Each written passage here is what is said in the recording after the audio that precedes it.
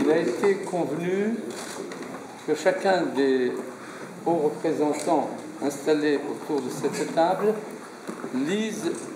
donne lecture à un paragraphe du texte avant la signature. Monseigneur.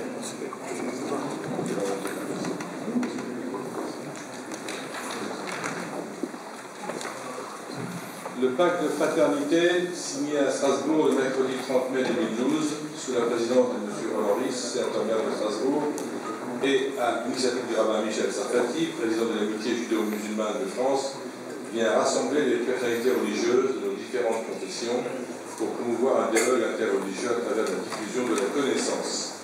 Il s'inscrit dans la continuité de diverses déclarations, messages et appels que la ville de Strasbourg a suscités depuis 1998 par la position des cultes reconnus à propos du projet de construction d'une mosquée centrale à Strasbourg, comme l'appel à la conscience, en affirmant que la défense des valeurs de justice, de tolérance et de fraternité, pour difficile qu'en soit le chemin, doit prévaloir sur l'intolérance, le racisme et les conflits.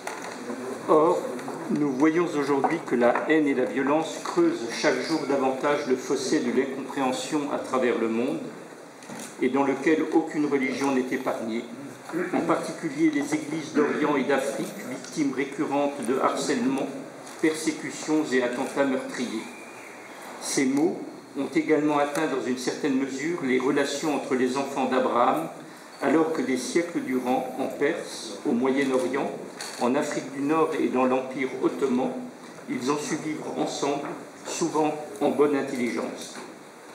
Face à l'ignorance et aux préjugés, face à la concurrence des mémoires que nous refusons, nous croyons à la force de la connaissance et à la primauté de l'histoire. C'est dans cet esprit que nous sommes réunis à Strasbourg, capitale de l'Europe et des droits de l'homme, en appelant toutes les femmes et tous les hommes de conscience à œuvrer avec nous dans le sens de la connaissance partagée, du respect mutuel et de la paix. Modalités. 1.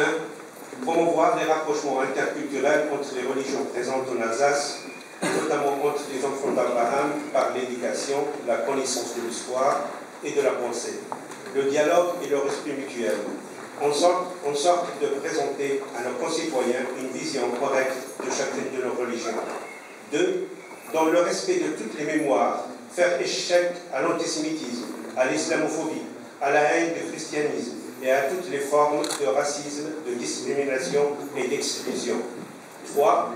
Éduquer les jeunes générations sur les traditions et rites mutuels et l'histoire partagée, souvent nourrie d'une symbiose culturelle et religieuse, en enseignant l'histoire millénaire, heureuse et dramatique à la fois, de leurs relations passées, renouant ainsi le fil de la coexistence entre croyants. Alors que toute stratégie efficace pour contrer l'antisémitisme, le racisme et les conflits de mémoire doit être fondée sur un équilibre entre des priorités à court terme et des objectifs à long terme, il ne fait aucun doute pour nous que l'éducation et une modification de la perception des gens sur le long terme sont les seules solutions durables. C'est pour cette raison que l'éducation, la transmission de connaissances et d'informations historiques et culturelles, fiables et accessibles, portant sur les enjeux liés aux relations interreligieuses, sont fondamentales.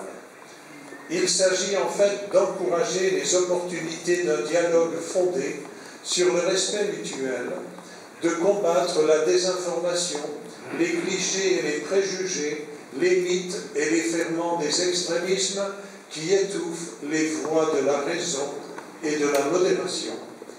Ce pacte de fraternité se veut enfin un trait d'union entre nos religions et un pont vers l'avenir. Et je vous invite à ce que nous lisions ensemble les deux dernières lignes. Ensemble, et loin des tentations du repli sur soi, nous proclamons notre volonté commune de favoriser un dialogue sincère, ouvert et fraternel.